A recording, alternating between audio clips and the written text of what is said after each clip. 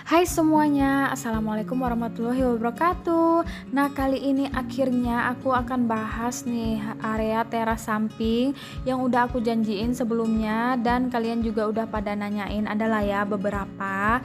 Nah, jadi di sini aku akan liatin proses pembuatannya. Semoga aja bisa bermanfaat dan menginspirasi buat kalian juga ya. Nah, pokoknya tonton sampai habis videonya. Jangan lupa like, comment, dan subscribe. Oh ya, mohon maaf kalau video before-nya itu ternyata udah kehapus ya teman-teman. Jadi sebenarnya ada video before-nya, tapi nggak apa-apa lah, ini aku liatin video yang dulu-dulu ternyata masih ada. Nah, jadi seperti ini before-nya. Ini tuh masih bawaan asli developer gitu. Nah, ini udah aku semen selapis gitu, karena kan lumayan tinggi ya. Jadi biar pas pasang keramiknya itu nggak terlalu tebal semennya, jadi udah di semen dulu gitu. Nah, di sini aku pasang keramiknya hanya untuk bagian terasnya aja, jadi nggak full. Untuk sisanya itu cuman aku semen biasa aja ya, karena lumayan luas juga, jadi kayaknya bakalan banyak banget makan keramik. Makanya aku cuma keramik bagian terasnya aja. Nah, di sini banyak juga yang nanyain teman-teman, itu keramik atau stiker. Nah, jadi itu tuh keramik ya teman-teman. Sebenarnya aku mau samain sama yang teras aku, nah motif yang pink putih itu, tapi ternyata pas kemarin aku beli ternyata udah kosong yang seperti teras depan aku, jadilah aku pilih yang ini. Jadi ini memang motifnya itu memang seperti kayak stiker ya. Ini tuh merek Roman Granit. Nah, itu berarti granit ya, aku kurang ngerti sih, itu pokoknya mereknya Roman Granit, ukurannya itu 30 kali 30. Nah, untuk satu kotaknya itu 1 meter persegi. Ini kemarin aku belinya harganya 100.000, lagi diskon kayaknya. Aslinya itu 112 ribuan. Ini aku belinya di depo keramik ya teman-teman, atau di depo bangunan. Nah, kalau di kota kalian ada depo keramik atau depo bangunan, coba deh lihat, pasti ada nih merek Roman Granit. Nah, terus ini proses pemasangannya. Untuk informasinya, ini area teras sampingnya itu ukurannya 2 kali 3,5 meter. Terus untuk bagian samping itu aku jadiin yang area gudang itu loh. Nah, itu ada sisa space sedikit sekitar 1 kali 3 meter. Nah, jadi totalnya di sini aku beli 10 dus keramik ya teman-teman, sekitar 1 juta. Nah, untuk bagian samping yang satunya lagi, ini cuma aku pasangin paving block. Ini juga hasil mungut di kantor suami, sisa-sisa paving block yang lama gitu, bekas-bekas. Nah, aku manfaatin aja untuk area samping yang ini, karena posisi bangunan rumah aku itu nanggung banget ya, jadi kiri kanannya itu kayak masih ada sisa. Nah, sekitar 1 meter gitu, jadi menurut aku nanggung banget sih rumahnya. Nah, kemarin setelah pemasangan keramik aku lanjut ngecat. Jadi sebenarnya ini nggak ada niat untuk ngecat luar ya, cuma kok dilihat dindingku itu udah jelek banget. Jadi sekitar 6 tahunan aku pindah sini belum ada pernah aku cat ulang lagi untuk tembok luarnya. Nah, jadi sekalian aja aku ngecat. Di sini aku menggunakan cat Nippon Paint yang spotless. Nah, gambarnya seperti ini, gambar kalengnya, cuma aku bener-bener lupa ini pakai kode apa ya, karena suamiku yang beli kemarin. Pokoknya aku bilang samain aja warnanya, kira-kira seperti cat dalam rumahku. Cuman ini yang spotless, kalau yang cat bagian dalam itu kan yang biasa ya, yang nggak semi minyak gitu. Nah, jadi di sini pun aku cuma dibantu sama teman suami gitu, bukan beneran tukang cat, karena kalau bener-bener tukang cat itu hitungannya mahal banget ya. Kalau di sini dia ngitungnya itu per meter teman-teman. Jadi di sini aku bener-bener seadanya untuk ngecat luar. Jadi ya gitulah, cuma modal cat sama ngupah teman suami gitulah. Oh ya, sebenarnya renovasi teras samping ini udah lama ya teman-teman, jadi sekitar 2 bulanan atau 3 bulanan yang lalu gitu, pas waktu bersamaan dengan renovasi teras depan sekalian pembuatan taman kecil gitu. Nah, di sini aku beberapa hari kemudian itu baru aku bersihin yang sisa-sisa cat. Jadi kesalahannya itu kemarin waktu teman suami ngecat bener-bener nggak diperhatikan, nggak dialas gitu untuk keramiknya. Jadi setelah seminggu kemudian ini kalau nggak salah aku bersihinnya, bener-bener udah nempel banget itu sisa cat-catnya. Jadi agak susah ya ya untuk dibersihinnya, dan itu juga karena menggunakan cat semi minyak gitu, jadi agak lebih susah bersihinnya dibanding cat air biasa maksudnya. Nah, jadi di sini aku bersihinnya pakai thinner. Nah, ini tuh thinner ya, sama itu juga thinner. Nah, jadi terus dibantu sama spons supaya keramiknya itu enggak terlalu rusak ya. Nah, jadi sebelumnya ini aku olesin dulu thinnernya.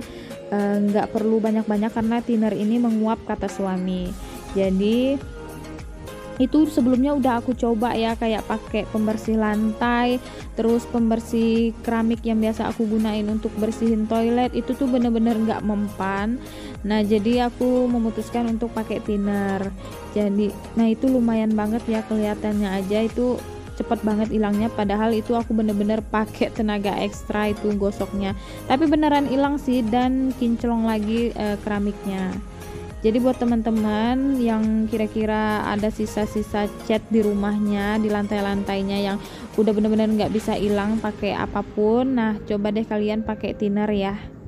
Nah, ini aku bersihinnya memang bener-bener satu-satu gitu loh teman-teman, bener-bener pokoknya luar biasa lah. Ini kesalahan aku pokoknya kemarin karena nggak punya pengalaman ya. Karena biasanya kalau aku bersihin cat itu paling cuma pakai digosok-gosok pakai pisau gitu juga udah hilang, cuma nggak tahu ini kok susah banget hilangnya. Dan ternyata kata suami karena ini tuh bukan cat air, ini tuh kayak cat semi minyak gitulah pokoknya, jadi agak lebih susah gitu, dan kayaknya juga udah kelamaan, jadi udah bandel ya si catnya itu, sisa-sisa catnya. Jadi mending kalau misalnya kalian ngecat dialasin, kalaupun memang masih ada sisa-sisa cat itu mending langsung cepet-cepet aja dibersihin. Ini aku dibantuin sama puak suami, jadi sama-sama ini kita bersihinnya karena lumayan ya ini bersihinnya, kita benar-benar capek banget abis ini. Oke, udah selesai bersihin keramik lantainya. Ini tinggal aku pel aja untuk ngilangin bau si thinnernya itu ya. Jadi aku di sini pakai rinso plus pewangi lantai. Nah, alhamdulillah sekarang udah kinclong lagi keramiknya, udah bersih, nggak ada sisa noda-noda catnya lagi ya teman-teman.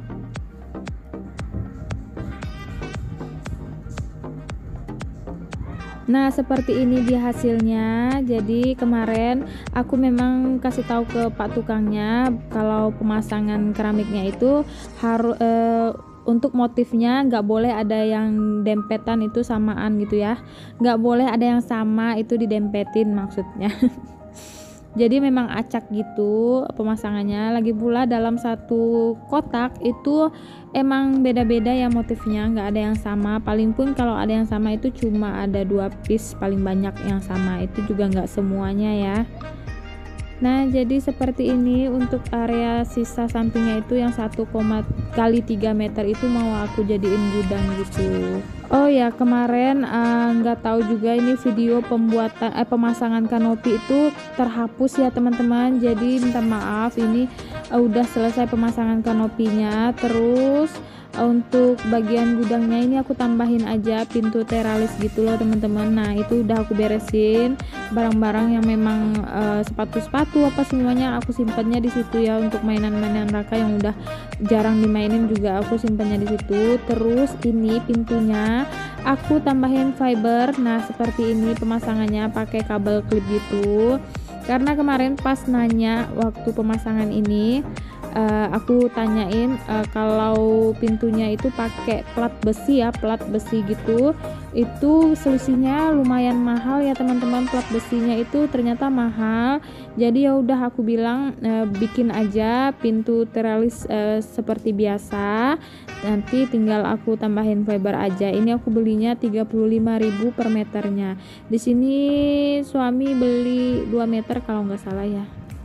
Nah, pemasangannya juga gampang. Ini suami pasang sendiri juga bisa. Tinggal beli ini kabel tis sama pakai solder gitu untuk bolongin-bolonginnya.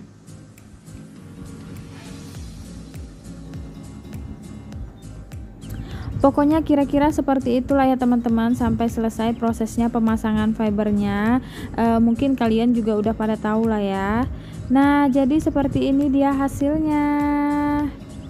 Jadi untuk pemasangan kanopinya juga bagian teras aja ya aku pasangnya, nggak semuanya aku pasang karena aku memang nggak suka untuk pasang pasang kanopi semuanya untuk halaman depan itu aku nggak mau. Jadi nah ini aku kasih lihat awalnya ya perumahanku, rumah asliku maksudnya, itu sampingnya itu sebenarnya jendela ya teman-teman. Nah seperti di samping itu aslinya jendela, cuma aku jebol jadiin pintu samping karena menurut aku penting banget sih pintu samping kalau misalnya kita ada acara keluarga atau acara apapun ya di rumah itu penting banget, jadi nggak cuma satu akses aja keluar masuk rumahnya.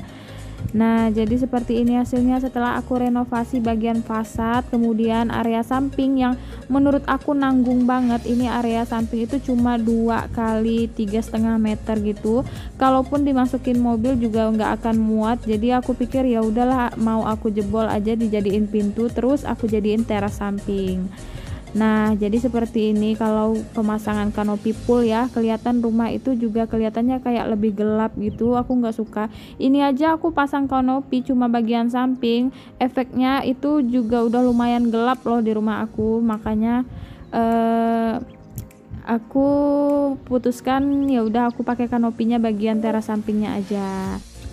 Alhamdulillah aku suka banget sama teras samping ini. Ini tuh jadi tempat nongkrong favorit kita sekeluarga kalau siang hari, malam-malam, karena udara di sini tuh dingin banget, terus anginnya itu sepoi-sepoi karena kan di depan rumah aku itu kayak masih sawah gitu ya.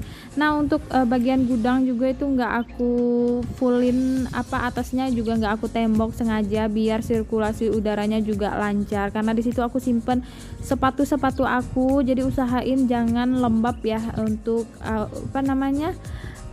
udaranya jangan lembab gitu biar barang-barangnya tetap bagus. Oke, jadi seperti itu aja bahasan aku tentang teras samping kali ini. Semoga aja bisa menjawab penasaran kalian dan semoga aja bisa bermanfaat, bisa menginspirasi.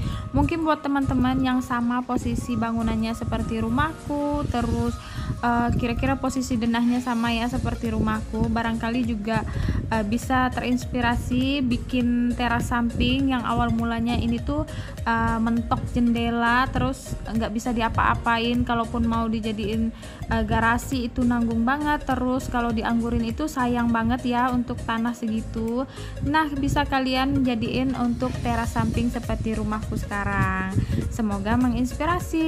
Sampai jumpa di video aku selanjutnya. Assalamualaikum warahmatullahi wabarakatuh.